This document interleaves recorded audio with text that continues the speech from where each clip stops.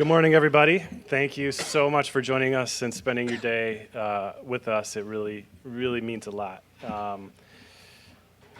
Couple of housewarming items before we get started. Surveys are on the chair. Please fill those out. It really helps us design the content for next year. We always are striving to make this event better. So please take a moment, fill those out. Following this session, there's going to be lunch. From where we are seated here, I think the best path for lunch is to go to the outside buffet. So straight out the doors to the outside buffet. Following lunch, we're going to join back in the big room at 1:30 sharp.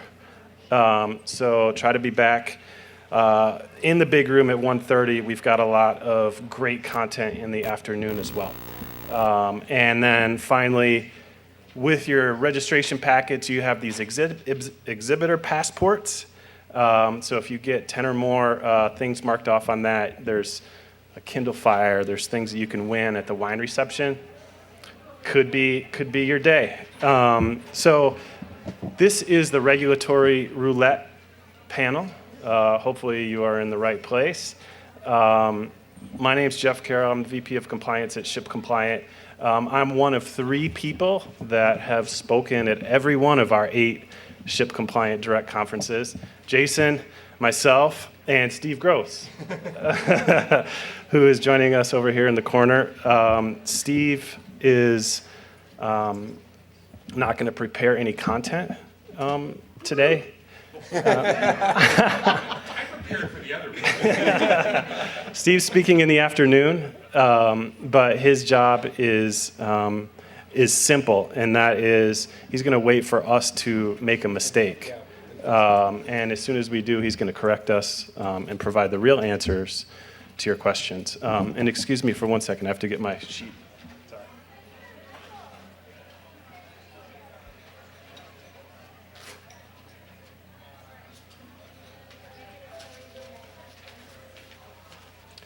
All right, sorry about that. I should have been more prepared.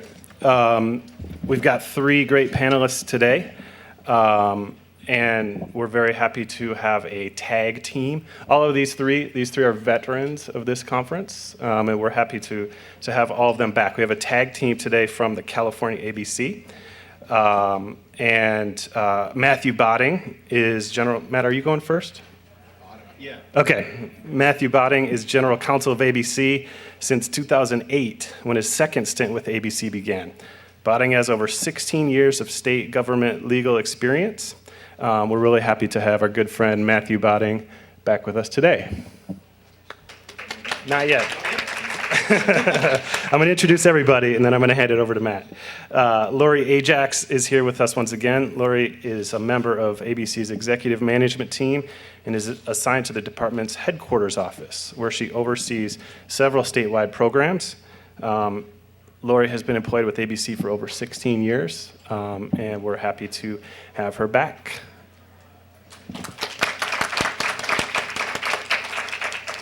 Lori and Matt are going to present. Raise your hand. The goal of this session is to really get a lot of your questions answered. They're going to tell you what's going on at ABC, but they also want to hear what's on your mind as well. I have explained to Matt and Lori before the presentation started that everybody in the audience today is the good guys. And so I encourage them to do their best to be nice.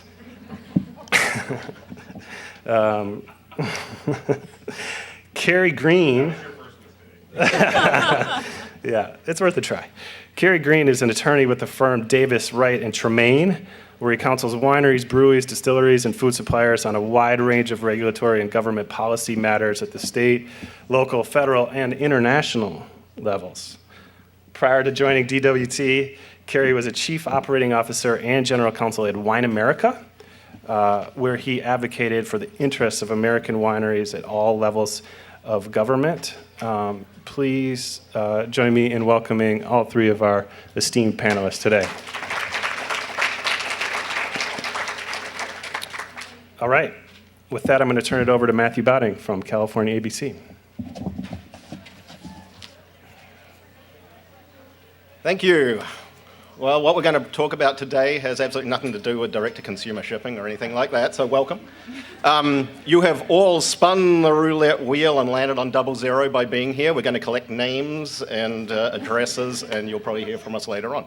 No, seriously, what we're going to talk about, and I'm going to speak fairly quickly because I've been told many times and leading up to this that we have half an hour, and I can introduce myself in half an hour, but that's about it.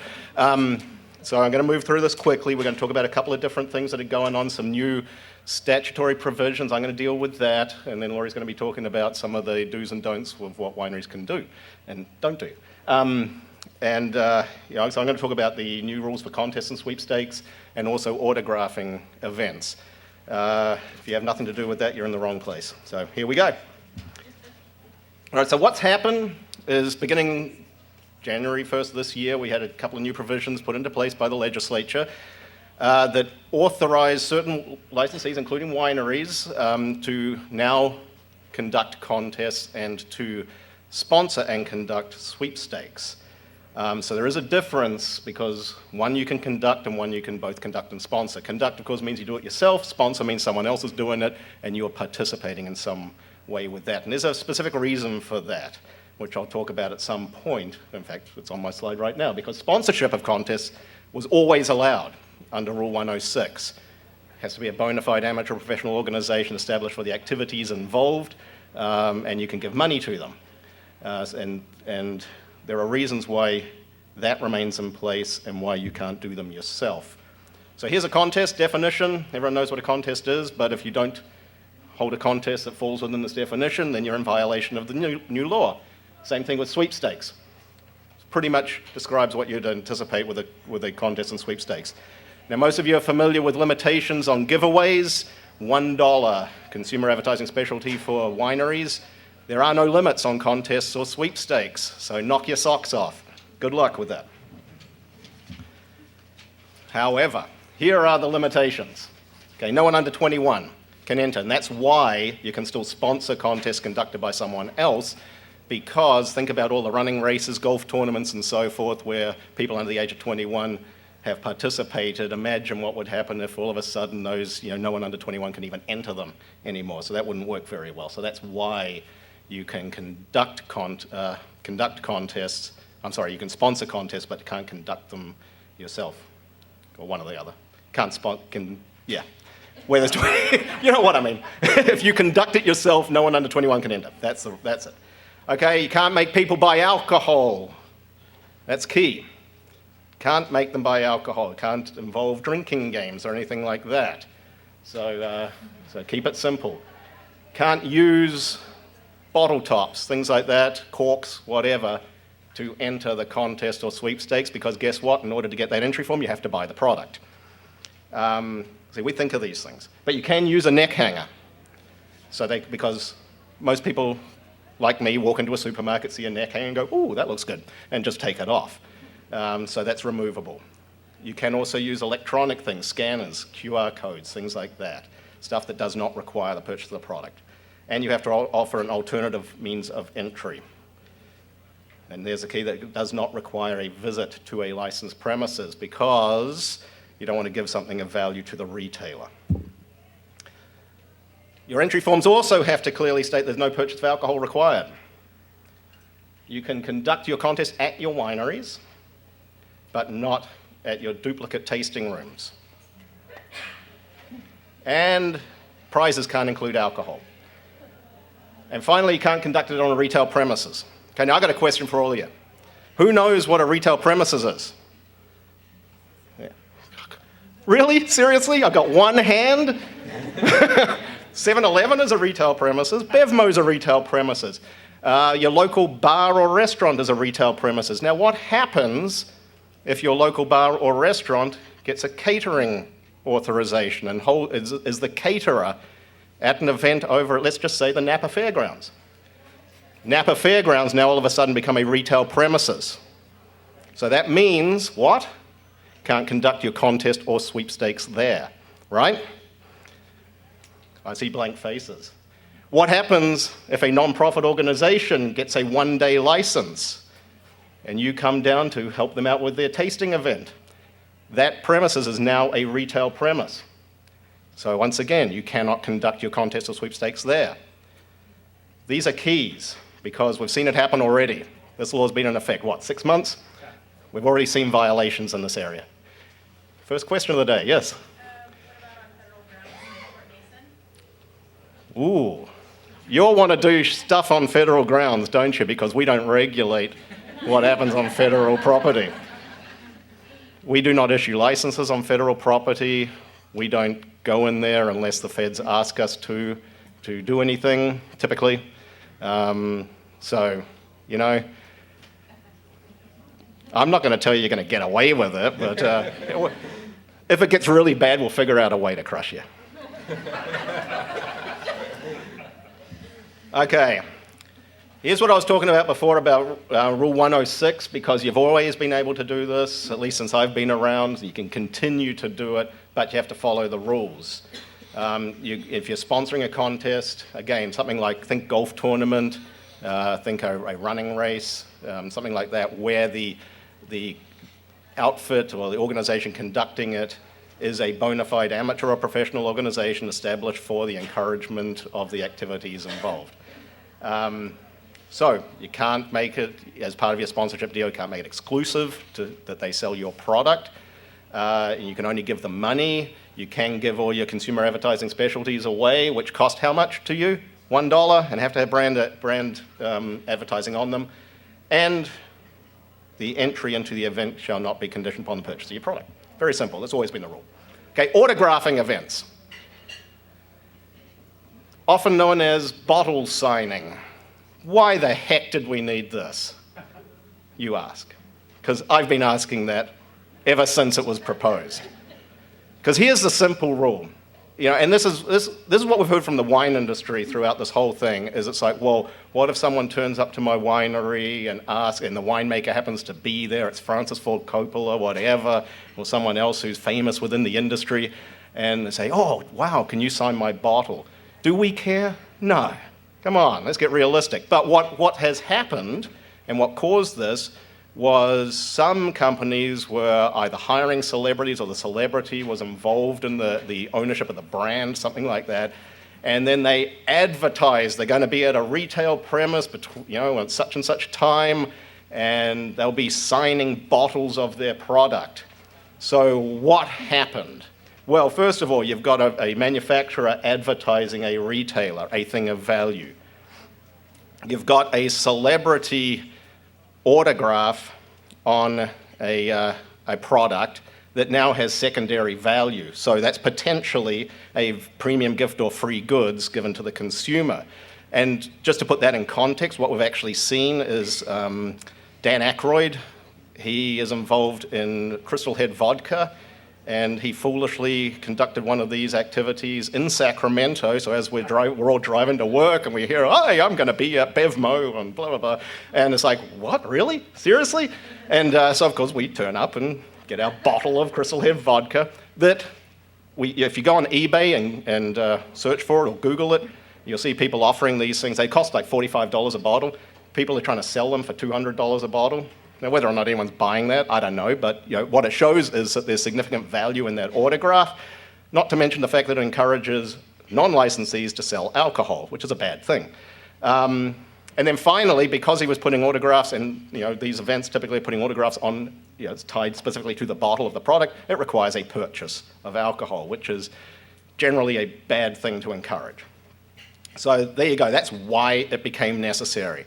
But of course, it covered everything on that spectrum of the celebrity winemaker at a Meet the Winemaker dinner or at the winery, just innocuously signing a bottle or something else, all the way up to those really bad activities. So now they're all lumped in together and everyone has to follow the same rules, which are a little onerous. But there you go, there they are. Cannot require purchase from the retailer to get the autograph. No fee to attend the event. Autographing can be on anything provided by the consumer or on consumer advertising specialties that are given away by the supplier. So if the consumer chooses to buy a bottle of wine, in your case, and wants that autograph, that's fine, but you cannot require them to do so. If they turn up with their 12-year-old daughter and says, can you autograph her forehead, it has to be done. No more than 4 hours. No more than 2 events per calendar year at any single location. And you have to tell us. Now, here's the funny thing with this as well. The group that was sponsoring this, you get this law passed, everyone's happy, great, great, great. First time they call me up, it's like, hey, you know what? An opportunity's come up to conduct one of these events, but it's like 2 weeks from now. And so we're going to miss that 30-day notice. Can you waive it for us? It's like, seriously? You're the guys who put that in the law, and now you're asking us to just wave our magic wand. So no, 30-day notice, you have to tell us. And that's send a notification to our trade enforcement unit in Sacramento.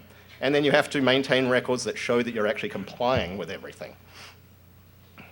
Advertising, as with most things, restrictions on what you can advertise in connection with these events. And you can do it only in your own publications. So there are the rules. You know, as with many Tide House restrictions, there are penalties for non-compliance, and that's where you are spinning that roulette wheel and landing on the 00, because we will come after violations. Typically, as you see, the fines are going to range from $750 to $10,000. And with sweepstakes, you might be prohibited from conducting sweepstakes offered to California residents for up to a year. Often complex, hard to figure out some of these things and figure out how it all works.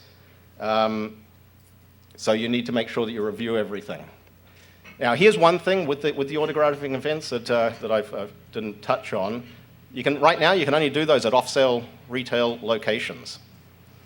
So, you know, that's what I said was previously a rather innocuous event where someone turns up at the winery. You can't technically autograph a bottle or whatever at the winery, because that's not an off-sale retail premises.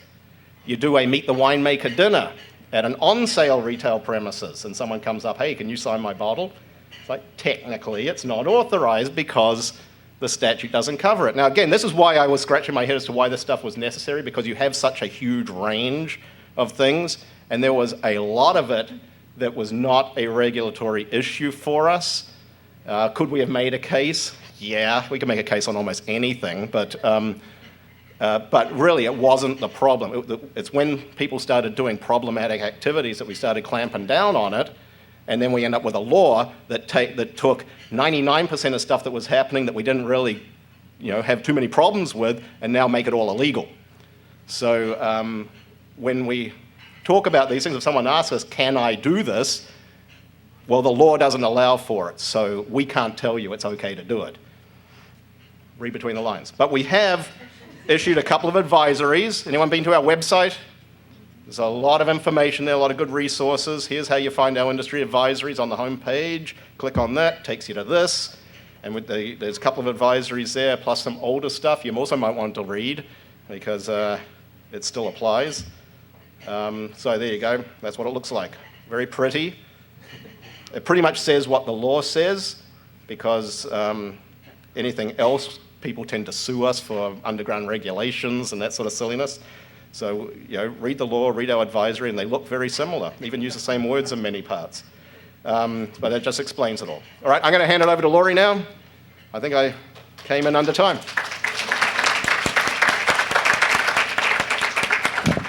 Good morning. I'm actually the nice one, so you can relax now. So I'm just curious, so do we have a lot of winery licensees and employees in the room? Can you raise your hand? Oh, great. So how many of you involved in maybe winery events, either on or off the licensed premises? So none of this stuff is new, but we get, one of my jobs is overseeing our trade enforcement unit in our headquarters, and we get just a ton of questions about winery events. So I'm briefly going to go over that today. But one thing to let everybody know, and it's Section 23355 in the ABC Act, and it basically says that you're only allowed to exercise the rights and privileges of your licenses at the premises where it was issued and no other. So when you think about winery events, if it's at your licensed premises, chances are you can do it under the privileges of your current license. where sometimes things get a little sticky for you guys is when you go off your licensed premises. So you're not allowed with your Type 02 license to just automatically start wine tasting, at a different location. How many of you knew that? Oh, wow, that's great, see? How many of you do it anyway? They don't. So just to give you a little perspective, ABC issues over 70 different license types. And if you're really interested, Matt will go over each and every one of them at the end of this presentation. As of August 15th of last year, we are almost up to 85,000 licenses. And then you can see the O2 wine grower license you're just under about 5,000. So what do you think we have more of? You guys in the non-retail industry or retail premises? Yes. So again, I'm going to show you, our website has a lot of great stuff on it. So if you want to take a look at license fees, a list of all those license types and their privileges, we have that on our website. It's pretty easy to navigate. So something to check out. We have some brief descriptions of some of our most common license types, so that might be helpful for you when you're asking people, maybe when you're selling to them what kind of license they have. Sometimes they'll tell you a number, and so you can look it up to see what rights and privileges they have. So how many of you hold special events on your winery premises? A lot of you. And then how many of you go off your winery premise? Probably a lot more of you. There aren't any. Oh, this is one that Matt went to in his city. I don't know if it was a wine, I think it was a beer tasting. Generally, we don't like those kinds of big cups. We like to limit the size a little. But whatever, you get more in it. Generally, when you do a special event at your winery premises, you don't have any extra privileges. It's the same privileges you would have. So there's nothing, when you say special event, it doesn't give you something extra.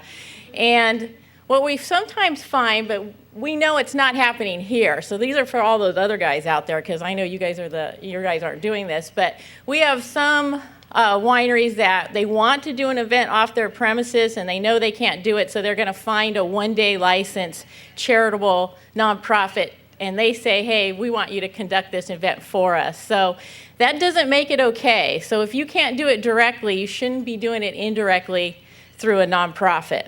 But we'll go over some of that. So if you attend a wine tasting, a festival, or off your licensed premises, how many of you know that you have to get the nonprofit needs to get a one-day license for that event? Did you guys know that? How many of you, when you're asked to show up and taste your wine, ask that nonprofit if they got their ABC one-day temporary license? Okay, something you might want to think about, because believe it or not, you think they should know, but a lot of these nonprofits don't realize they have to get a license. They somehow think they can use your license or they can just do this.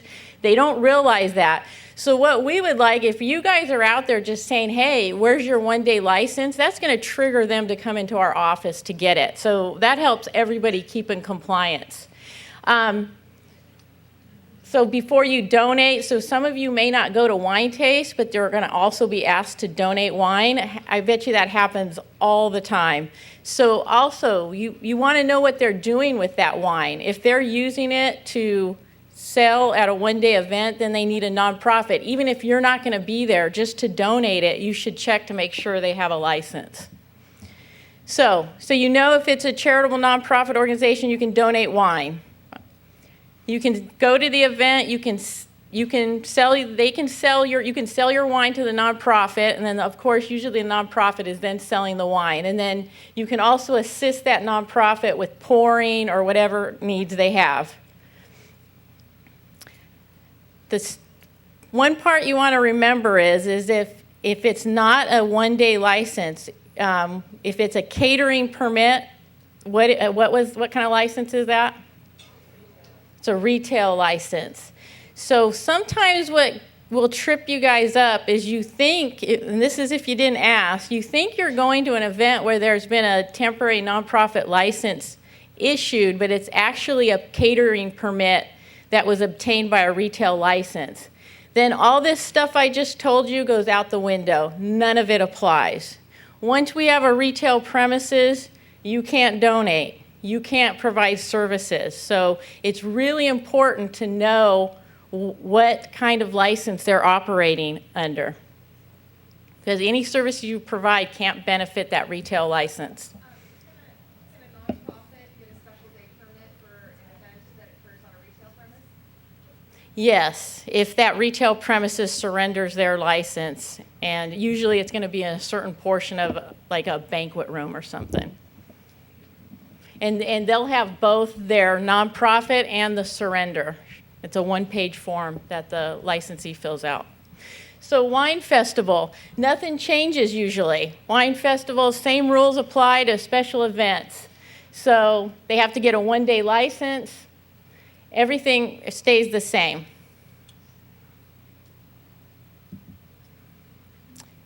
So, who was involved with Bottle Rock? Anybody here? Couple people. What kind of license did they have? Yeah, they had a catering permit. I'm not sure everybody knew that. So, in that case, for the Bottle Rock event, could you donate wine? No. You're right. So to answer your question in the back, I think if a nonprofit is going onto a retail premises, they surrender their license. So for some of you, I think you sold your wine to Bottle Rock. Is that correct? So another question that asked is people say, well, the nonprofit isn't selling the wine. They're just asking for a donation. We consider that a sale. It's an indirect sale, but that is still considered a sale. So even if they say they're not selling, they are selling. So another couple areas, and this is not to scare you, but I think sometimes we forget that our tasting rooms have retail privileges. So we forget that we still have to follow the same rules as a retail licensee. So that means you can't sell or furnish or give alcohol to a minor. And you guys are subject to us sending in a minor decoy under a minor decoy operation. And we are allowed to do that. How many of you had a decoy visit your wine tasting premises? Anybody? You guys did good? Yeah? Awesome. Also, if you have people who've drank too much, that's also a misdemeanor if you're serving an obviously intoxicated person. Now, the fine schedule is a little different. When you are exercising your retail privileges, you then fall under the same fine schedule as a retailer. So the one Matt talked about, up to $10,000, wouldn't apply when it comes to when you're exercising retail privileges. So there's all the first offense, $750 to $3,000, second up to $20,000. One thing to remember with sales to minor is if in a 36-month period you have 3 sales to a minor, we can revoke your license at that point. So it gets pretty serious. So real briefly, I'm going to talk about free goods. This is section 25600 of the Business and Professions Code. No licensee shall directly or indirectly give any premium, gift, or free goods in the connection, the sale or distribution of alcohol. We all know what sale means. What about distribution? What do we mean by that? I didn't hear you. It's the total marketing and merchandising of the product. So that would include what? Advertising, all of that. So there doesn't have to take a sale to take place. So how many of you have wine clubs? How many offer free shipping? Oh, we got there. So could you put your hand up? It's okay. I'm glad you raised your hand. Do you think that's legal?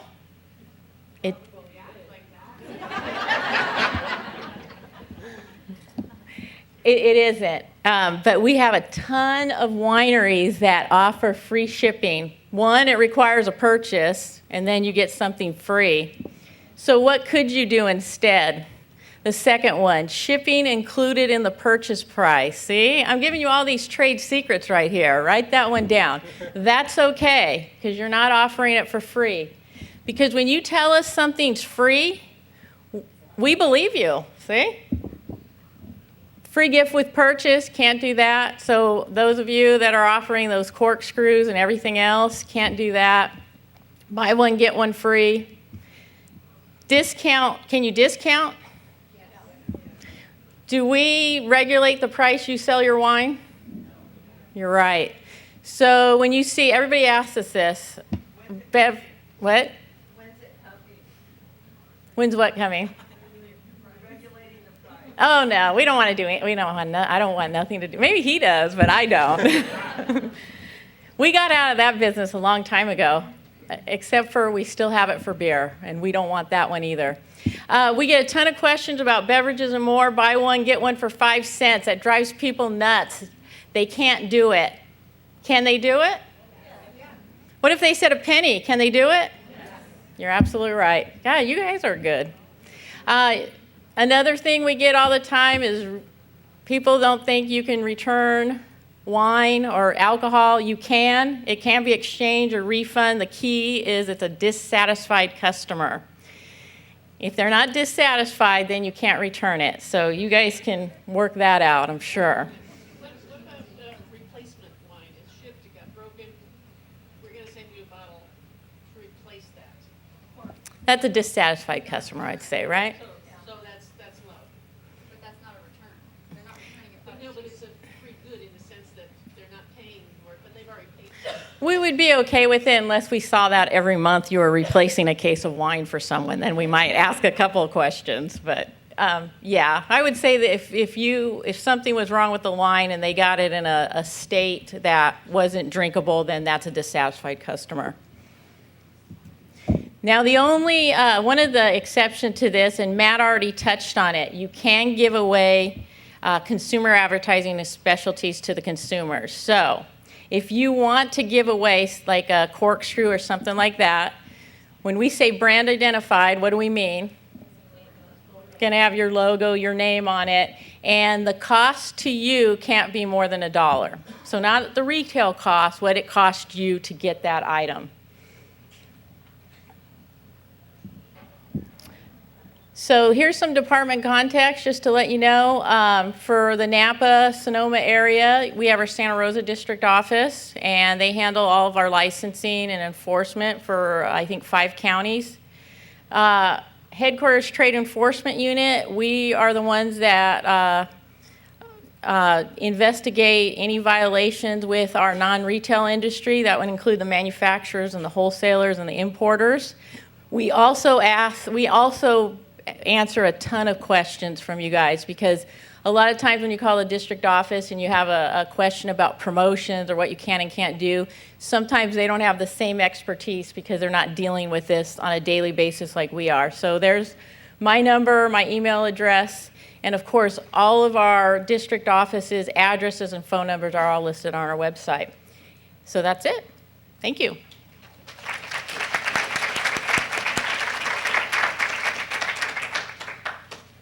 Thank you, Matt. Thank you, Lori. Good job, everybody. You passed the test. Okay, so at this point, I'm going to, I think, Carrie, can you test to see if your mic is on? Hello. All right. So we've got Carrie Green. We've got a bunch of different topics that we thought we might talk about today. If you have specific questions, please feel free to raise your hand. I'm going to try my best to repeat the questions so that we can get them on the recording and what have you. But these are the things that we're going to start with. We want to hear what questions are on your mind, so please ask us, and we will dodge the question and just turn it right over to Steve. All right. TTB serving facts. How many people saw the recent announcement about serving facts that Oh, not that many people. So, you know, Carrie, this is something that TTB's been working on for, 10 years? Right. Is this the rulemaking the industry has been waiting for? Well, Funny that you asked that, Jeff. First of all, can you just give a brief description of what the TTB announcement said? Sure. Well, also, I mean, I actually wanted to stress, because there's two things here that are relevant to each other. I mean, you guys have regulators here who are very easy to understand, who speak in real English. And, you know, among the more forward-thinking regulators in the country, and I would include TTB in that, you do have people who are very practical and, you know, trying to understand the real business problems of the industry. That isn't the case in every state. So, you know, with the TTB serving facts ruling, they took a fairly practical position based on a number of different inside baseball kinds of things. But the ruling basically, you know, it responded to a lot of the concerns that were raised 10 years ago by the wine industry. A lot of the things that the industry was concerned about was that this was a pathway towards tax equivalency, towards taxing the alcohol all the same, regardless of how it was produced or how it came to be. Now, making wine is very expensive. It's very time-consuming. To grow our products, it takes a long time.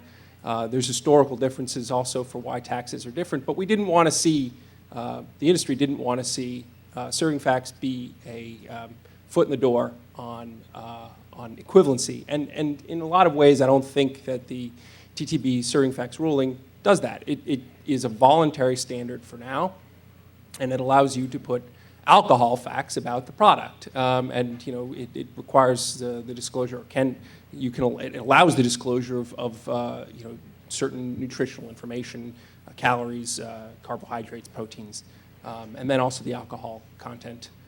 And you can, if you want, put the total alcohol, you know, per, I guess, ounce or whatever it is. Is that right? If you, oh, sorry. I will speak closer to the microphone. So it can allow you can put the absolute alcohol on the voluntary label.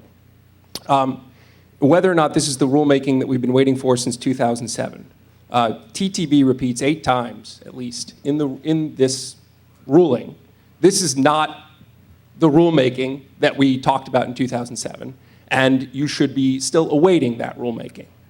So they indicate that. Now, whether or not that actually happens is an open question, but they indicated that at least 8 times. This is voluntary standards for now. We're going to be issuing a follow-up rulemaking at some point, and that could be a mandatory standard. The voluntary standard, as I said, is very practical and not particularly onerous. Maybe it's not the most aesthetically pleasing thing, and I know that's a concern for a lot of the industry and has been for a long time about not wanting to include alcohol facts because it looks ugly on the label.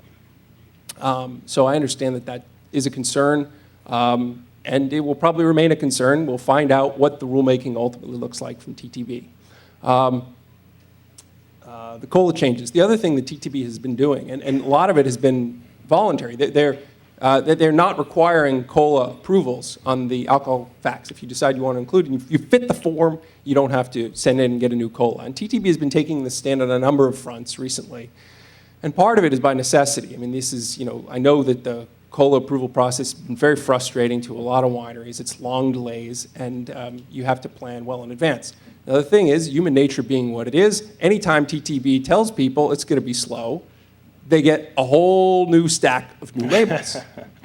So, you know, they're already overwhelmed. You add a whole new set of labels to it. So they're very careful in terms of how they respond now and what they say on their website. This is a real problem and has been for a long time. It tends to be hit the hardest at the exact time when everybody's releasing their products, all around spring. So, I mean, has anybody had any experiences? Is anybody trying to use these voluntary labels for now? Okay, we don't have to Not yet. answer yet. Okay. Was that good enough, Jeff? Yeah, thank you. I mean, and you know, I think these TTB changes, just a reminder, first of all, that TTB is putting out this guidance about, you know, all these different things that they're publishing as allowable revisions, but it's important to know that you're still subject to those regulations. What they're doing is they're approving the COLA, but you're still subject to those regulations in the field, right? So it's an ongoing thing, an ongoing problem, and I'm actually in 2 weeks at the SLA annual meeting. I'm moderating a panel with TTB and some of the state agencies about this very topic, because TTB is planning a bunch more changes to the COLA process. They're going to really relax the pre-approval requirements and shift their enforcement model to the field.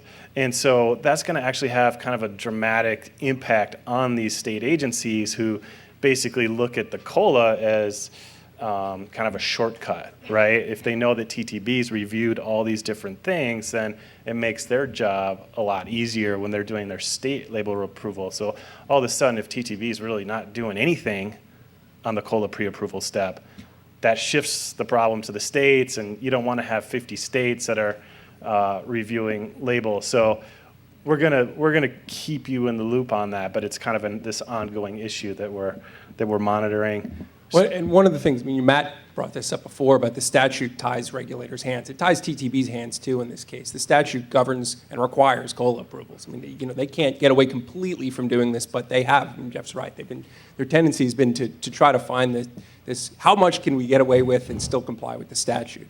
And it's for very practical reasons. They just don't have the staff to do this on a regular basis. So. Yeah, and basically they want to go to kind of a deemed approval model where you still file it, but they're not actually going to look at it. They're going to approve it if it's met certain requirements. So more to come. It's not going to happen overnight. It's going to take at least a year, if not two, for those changes to push through. As with these serving facts things, it took 10 years. So you just never know how quickly TTB is going to act. Last TTB topic, Carrie, is their guidance on social media. What do wineries need to know about the guidance that TTB put out about social media? Okay, well, again, I want to stress that you should feel lucky that these guidelines were, in a lot of ways, as practical as they were. And I'm going to speak in very broad generalities, but FDA, in general terms, holds you responsible for anything that is on your website or web pages or whatever. If your name is near it, you're responsible for it. And you've got if people are just saying mean things about other producers, you're responsible for that statement. That's under FDA's sort of rubric. TTB doesn't seem to be taking that approach in their latest guidance on this. They seem to be holding you responsible only for what you say. You can't disparage your competitors. And they're also requiring you to make sure that your name and address and who you are is listed. And if you're listing a specific product, that you disclose what the technical description of that product is, the class and type. But it's more or less as practical a viewpoint as possible. They're not requiring you to list your name and address on every single page. They have to have a dedicated area. When Facebook, it probably would be, the front. That's probably good enough. As long as your name and address is there and people know who you are, that's probably good enough. But they basically are classifying anything that's online as advertising. And this has actually been TTB's stand for at least 3 or 4 years. They've been taking this position for several years. They've simply announced it now. What was I going to mention? The other part. While you're thinking of that, the thing to remember, or one easy thing to take away from the guidance is on your website, and if you have a Facebook page, you have a profile. If you have a Twitter feed, you have a profile. YouTube, you have a profile. Like, that's the right place to make sure that you list your name and your address and your phone number really clearly. I think that will get by with at least 80% of the advisory that TTB put out. Right. As long as what you're saying is consistent with your label, is consistent with what's on your product, as long as you're not making health claims in violation of federal law, as long as you follow good hygiene, and also if you're a member of Wine America or Wine Institute, as long as you're complying with the voluntary codes of advertising. This is also an important factor to members. It's not just TTB here; it's also the industry codes that are relevant. So if you're complying with those, again, a lot of it is the same. You can't use actors under the age of 25. You got to make sure that the audience is over 71% adults. So, these are all pretty consistent rules, and it's basically just, try to be good. I think that's sort of the grand summary. One of the things that I've heard complained about, and I don't necessarily know how this is going to shake out, it's one thing if it's a website. Say you put a video together 3 years ago and you didn't know what this standard was for TTB. TTB is basically requiring, if you have a video and it's a standalone video and can be displayed as a standalone video, they want you to indicate your name and address and treat the video as advertising. What if you didn't know about this 3 years ago and the video is still on your website? Well, how do you treat that? Do you have to go back and take down every single video and repost the name and address? The answer is probably, and that's a pain, and I know that that's a pain. But these standards are not just applying forward, they are applying to basically anything, at least as I read them, is anything that's on your website or that you're putting out there. So, and that's standalone material. Is that also? That's good. Any questions on that? Brian, go ahead. How does that apply to employees' personal Instagram accounts, things like that, taking pictures at the winery, at events, that sort of thing? Okay, I'm going to repeat the question so that we get them on mic. How does that guidance apply to employees if they have personal Twitter accounts, YouTube accounts, whatnot, and is that subject to TTB regulation? Is that fair, Brian? And they're taking pictures at events, maybe not so much in a work capacity, but Right. an interest. Right. So generally, for employees, what are the guidelines on their personal accounts? That's a good question. I haven't really been even, that's not something I've really been thinking much about. But I think that if it can be taken as advertising, they are likely to take it as advertising. If it is something that is clearly personal and clearly directed only at this person and not designed to sell product, or if they don't have the authority to speak for the winery, then it probably would be considered personal. But it depends on authority, whether it's explicit or implicit, I would think, and that's probably how they would read that. All right, moving away from TTB, Carrie, and we're going to skip around a little bit here. Carrie mentioned the Wine America Wine Institute advertising codes. I really encourage all of you to read and understand those. They're really well, thoughtfully crafted codes. And one of the things on there on Wine Institute's code is age verification. And even though there are 4 states out there that have some kind of law that says you must verify the age of the purchaser through either an approved electronic service or by getting, checking their driver's license and maintaining a record of that at your winery premise, those 4 states, you have to do that, but Wine Institute's code says you have to do that in every state for every transaction. When there's a sale. For a sale, right? So if a consumer is buying on your website, make sure that you're using an approved age verification service. It's by far the easiest thing to do, because if you get in the business of photocopying people's driver's licenses and then trying to store those in a file, all of a sudden you run into all these different privacy issues, and it's kind of tough to do that. So the third-party age providers like LexisNexis and Ideology are a much easier way to go, and we can certainly help with that piece. Jeff, that's the FTC recommendation, too. That's where we took it. Yeah, and Steve said that's also the Federal Trade Commission's recommendation as well, to do that on every purchase for your direct-to-consumer programs. Okay, we'll go from the bottom up now. Marketplace Fairness Act. How many people here have heard of the Marketplace Fairness Act? Very few.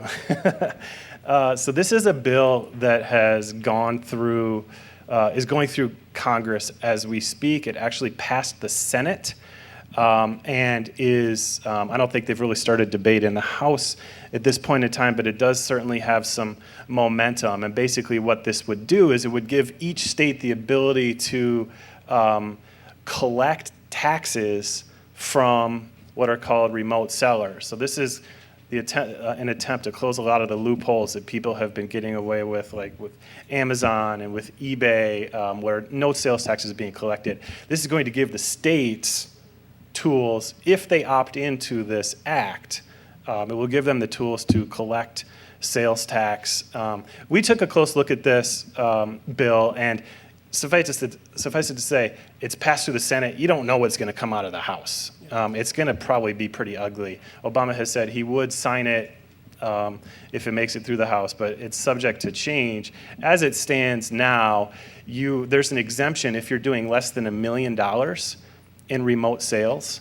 And the way that the Senate version is worded, a remote sale is a sale where sales tax wouldn't have otherwise been required. So you're required in most states because of the state laws to pay sales tax, right? As a kind of a precondition of getting your license. And so those would not be considered remote sales the way that we're reading the Senate version of the act. And so we did a little bit of analysis and determined that there's probably only about 20 of our customers that would be affected by this act. Most of you will be exempt if you have less than $1 million in sales in the states that don't already require you to pay sales tax.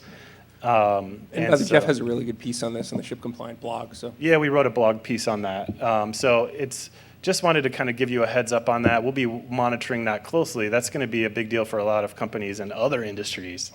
But because you're already, first of all, used to paying sales tax in most states and probably fall under that exemption, it's probably not going to be that big a deal for most of you.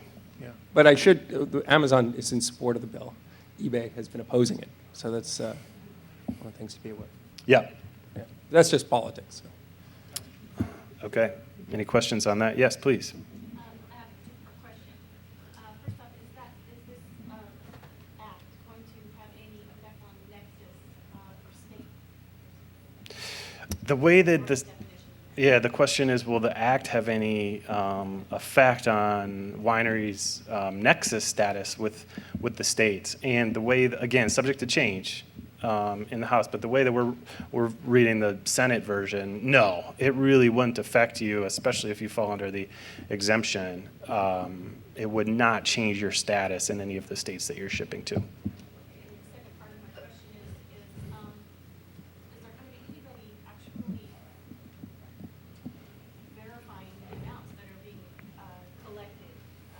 Like, for example, on Amazon currently, I don't think anybody's regulating the quote-unquote percentage that people are, saying, this is your portion of the sales tax. Sometimes it's like, you make a $35 charge or a $100 charge and the tax is $1 or $1.50. And I know personally that that's not, it's not the correct percentage.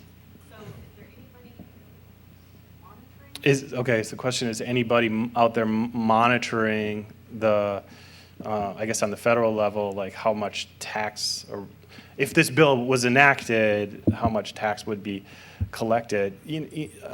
Carrie, do you want to touch on that? Well, I mean, there's obviously tools out there that can measure this, and in part of the bill is to try to simplify how the sales tax process works.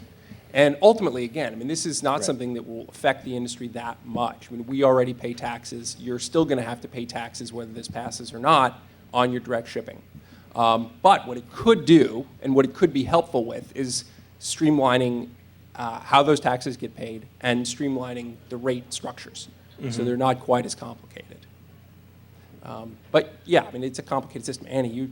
I was just going to add that the states audit the sales tax Right. that are collected, and for example, the Texas Department of Revenue has done on-site visits to California wineries to ensure that the proper amount of sales tax is being collected on direct-to-consumer sales. And the second thing is that it's the winery, the licensee who's selling it, that's responsible for paying the sales tax. Right. So a winery, you're not required to pass the exact sales Correct. tax on to the consumer. Yep. Most choose to do so. The only thing you cannot do is overcharge the sales tax to a consumer. So a winery can choose to pay the base sales tax rate or to not charge that and then make up the difference themselves when they submit their tax return. And for those of you who don't know, that's Annie Bones from Wine Institute. She's a very good resource on all sorts of compliance issues. Now, Annie, I mean, just to try to sum that up, I mean, it's a really good point that Annie makes, is that you're going to be subject to the laws of the state to which you are shipping. And they do have, under this act, I think, the ability to audit those those sales.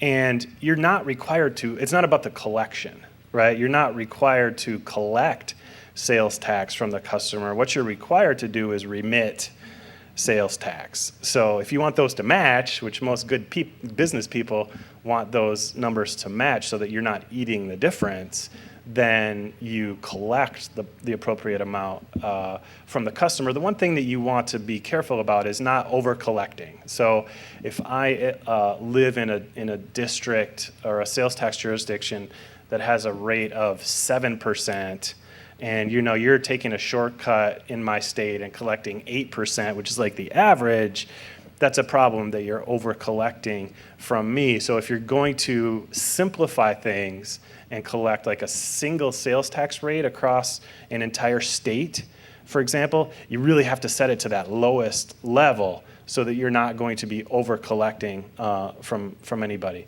But if you're a ShipCompliant customer, we'll help you collect the right sales tax. So just use our tools. It's a lot easier that way. We'll collect the exact amount that you're going to need to remit to the state agencies.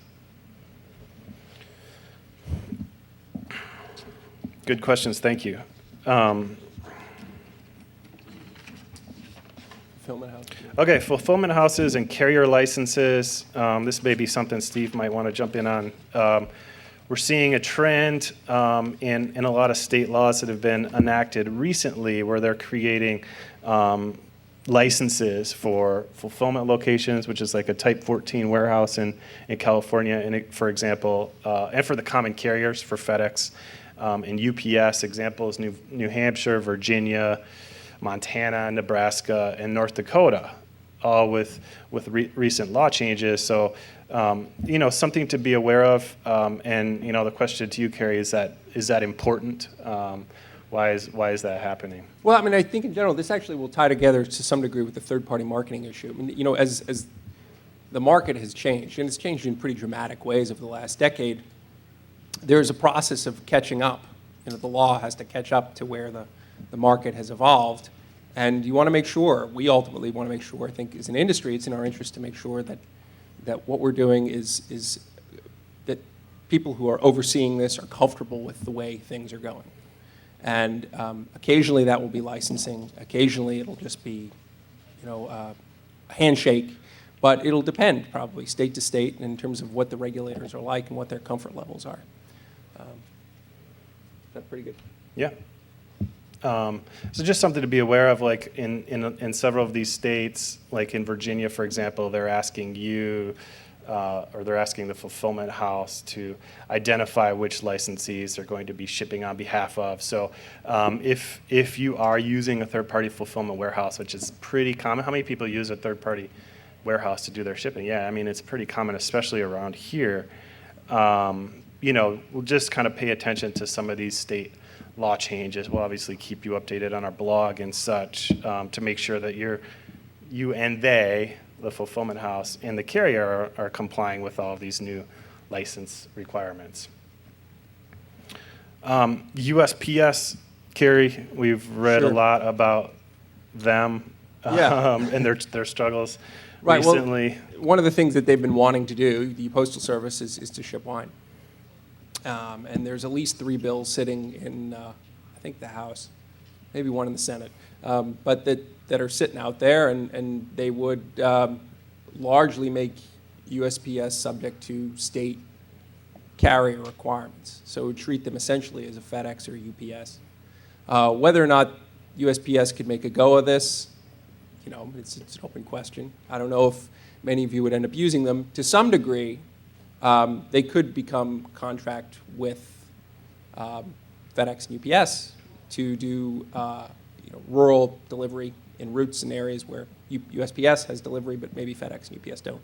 So potentially that could be an avenue to make it work slightly better. But there would still be the issues of complying with state law and state carrier laws, and it's a big open question in terms of how that would work, and how the fight would play out. And it could become very, very complicated. For now, there doesn't seem to be much movement. Nobody seems to be caring about the United States Postal Service very much.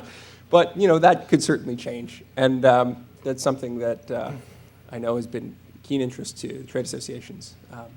at least to track it and follow what's going on. Not necessarily to push one way or the other, but to track it and follow what's going on. All right, we have 10 minutes remaining. I'm going to ask Steve to come up if he would, and we'll try our best to take your questions. And I'll just repeat them instead of walking through the crowd with the mic. I'm just going to repeat the. Oh, you got a handheld? Okay. Oh, I just wanted to ask, I think I missed something. You said about the USPS, and they're wanting to carry, transplant, would they be required to get licenses as well as a carrier? That would be the goal, that they would be treated like a common carrier. Could you repeat the question? The question was, if USPS, because right now it's a federal crime to deliver wine or any alcohol through the U.S. mail. I don't remember the exact section, but you don't really care. This would basically allow United States Postal Service to deliver alcohol under a limited set of conditions.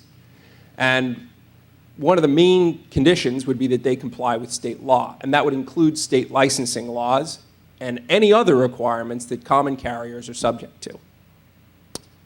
So, Steve's got a quick comment. Not on that topic, but on one that was made earlier. I just wanted to make sure it was clear, and this is one of the things Matt was talking about, and I'm not going to say you were wrong, you were right. But, and I don't say that about you all the time, Matt. For this crowd, you need to be really aware that everything you talked about on contests and sweepstakes applies equally if you're doing it through your wine club. Somehow there was a perception for a while that their wine clubs had nothing to do with the operation of their wineries. That's not the case. So if you're doing a contest or sweepstakes, which you're allowing California people to participate in, you have to follow all of the strictures of the same things, meaning no purchase can be required, no free gift, no shipping. All of that kind of stuff would be the same rule if it's within your wine club. And I stress that because we've had a lot of one-off inquiries about that. I just thought of an interesting question in relation to that. If you hold a contest or sweepstakes that's open only to wine club members, any wine club that I've ever looked at, and I haven't joined any, but they typically require the purchase of alcohol as part of it. That's the whole purpose of a wine club. So if it's open only for wine club members, you're probably automatically in violation.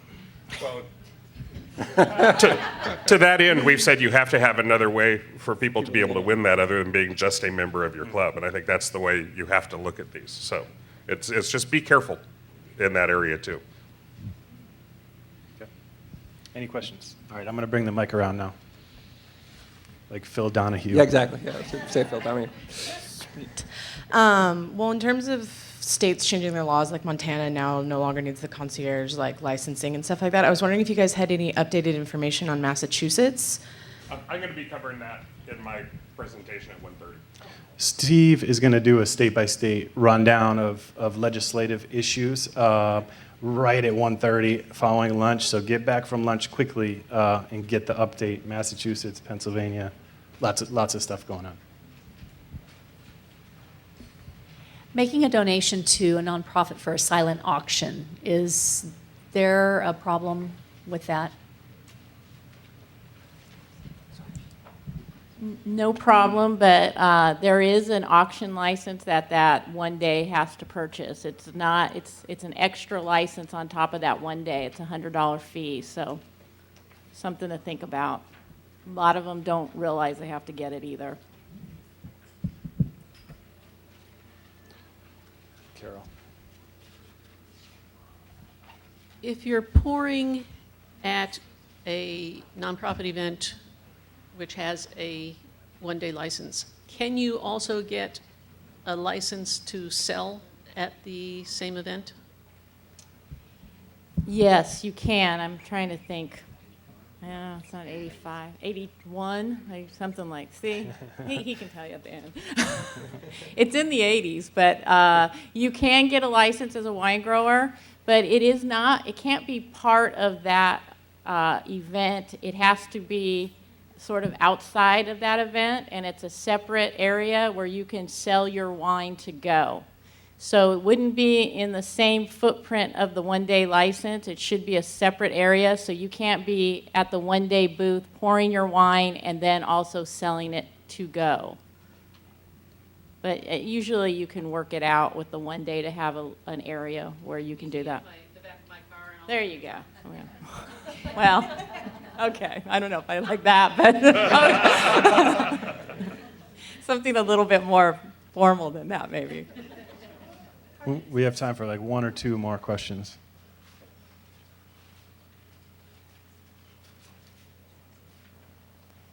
Just an additive question to the one prior. What is considered a sale? Is it taking someone's information that you call later and make the actual sale where the credit card information and shipping happens, or is it literally taking the sale where the customer takes the wine at that event? As luck would have it, the ABC Act has a definition of sale. 230 something or other. And basically what it says is any transaction where the transfer of title for consideration and includes solicitation, delivery pursuant to an order, and other stuff. Yeah, it's in here somewhere. It's right at the beginning. Keep going. Ah, here we go. Sell or sale and to sell includes any transaction whereby for any consideration title to alcoholic beverages is transferred from one person to another and includes the delivery of alcoholic beverages pursuant to an order placed for the purchase of such beverages and soliciting or receiving an order for such beverages, but does not include return. So basically the way we look at it is it's like you can't just sort of break it up the different parts of the total transaction and say, oh, that wasn't a sale because it was isolated. It's like, nah, rubbish. You look at the whole thing, and so to your point, solicitation is part of the transaction resulting in the transfer of title. But there are some provisions that talk about, there are some specific ones that say you're not allowed to solicit. There are others that say you're allowed to solicit. What solicitation versus, how far can you go? It's like, I got it for you know. But, if you put order forms out there and someone just takes them, is that solicitation? I don't know. If you go, hey, take one of our order forms, that's probably more like solicitation. So I don't know. So you had to be a little bit careful about that, but as a general rule, the way we look at it is if someone asks you about, hey, where can I buy your stuff or can I get it from you, and you hand them an order form and they fill it out and hand it back to you, and you fulfill it from your licensed premises, and you're probably good to go in most cases. But if you just sort of, hand them a bottle under the table, it could be one of us you're giving it to. So be careful. One last question. Charlotte. Wait for the mic. When you say order form, does that also include the use of mobile devices for making an order on site? We are hoping you wouldn't ask that question. We haven't come out with anything, but are you talking about when you're going to basically on Square or whatever, you're going to slide their card and... Sure. Yeah. Here's my take on that. It's interesting because I've had occasion recently to research this. And when the ABC Act was originally enacted back in 1933, the definition of sale included the transfer of title and possession. Possession was very quickly removed from that. Now, what happens is if you if you conclude the entire order but for handing over the bottle, then you've already transferred title. So you have completed the sale at that point. So if you can't sell at the location and you do everything there through your computer, you may well be in violation. But, no buts. I'm sorry, I think he said one question. But if sales tax is applied at the location where the wine is actually delivered and possession is taken, then technically would the sale not be complete until possession is taken? No. Just as a practical matter, we don't care about sales tax because we're not the taxing agency. No, again, I think, that's splitting hairs, and you know what? Try it and we'll see what happens. We've advised our people not that need to consider that a sale just to be on the safe side. So other states have been a little more adamant perhaps than Matt is being right now that that would be considered a sale in their state. So we've advised our folks against or to consider that a sale and not to try and get around it that way. Just for what it's worth. All right. Very quickly, in about 30 seconds, we're going to go out to lunch on the patio. Be in the big room at 1:30 prompt. One quick announcement. There is a lost and found at the registration desk. Apparently somebody has already lost an iPad. If you don't claim it, by the end of the day, we're going to raffle it off as part of the bingo event. Thank you. Please give a round of applause to our panelists.